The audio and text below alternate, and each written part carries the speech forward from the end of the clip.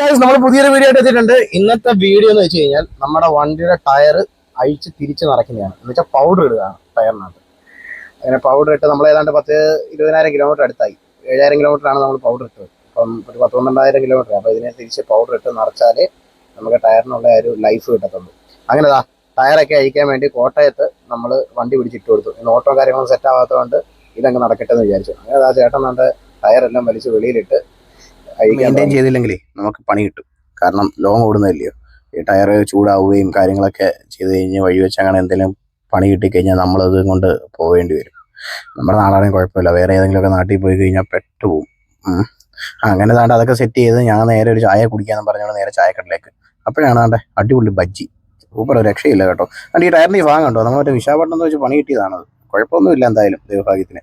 അങ്ങനെ ചേട്ടൻ നമ്മുടെ ഫ്രണ്ടിലത്തെ ടയറൊക്കെ അയച്ച് പടപെട്ടേന്ന് ഒക്കെ ഇട്ട് സെറ്റ് ചെയ്യാൻ തുടങ്ങി. അങ്ങനെ നമ്മുടെ ടയറിന്റെ പണി ഏകദേശം എല്ലാം തീരാറായി. അങ്ങനെ നമ്മുടെ ചേട്ടനെ നമുക്കിനിയും പൈസയൊക്കെ കൊടുത്ത് ഇവിടുന്ന് മാറാം. അങ്ങനെ തന്നെ പൈസയൊക്കെ കൊടുത്ത് നേരെ ചേട്ടൻ എടുത്തോട്ടിരുന്നു. ആ ഒരു ടയർ തിരിച്ച് നിറച്ചതിന് 1,400 രൂപ. എൻ്റെ അമ്മോ. അങ്ങനെ പൈസയൊക്കെ കൊടുത്ത് നേരെ വണ്ടി എടുത്ത് പാർക്കിങ്ങിലേക്ക്. കാരണം നമുക്ക് ഇവിടുന്ന് എടുത്ത് മാറ്റിയിട്ട് കൊടുക്കണം, ഈ ചേട്ടന് ബുദ്ധിമുട്ടാവും. അങ്ങനെ വണ്ടി എടുത്ത് നേരെ മുന്നോട്ട്. അപ്പോഴാണ് ഉച്ച ചെയ്തത്. ഒരു പടക്കുതിര പോകുന്നു. അങ്ങനെ ഈ ഒരു വണ്ടി കണ്ടോ, എന്ത് രസമാണ്. അങ്ങനെ വണ്ടി എടുത്ത് നേരെ മുന്നോട്ട്. അങ്ങനെ വണ്ടി ഒന്ന് പാർക്ക് ചെയ്തിട്ട് കൊതുകിനെയൊക്കെ കത്തിച്ച് കൊതുകിനെയൊക്കെ ഒന്ന് പൂജ ചെയ്ത് നേരെ മുന്നോട്ട്.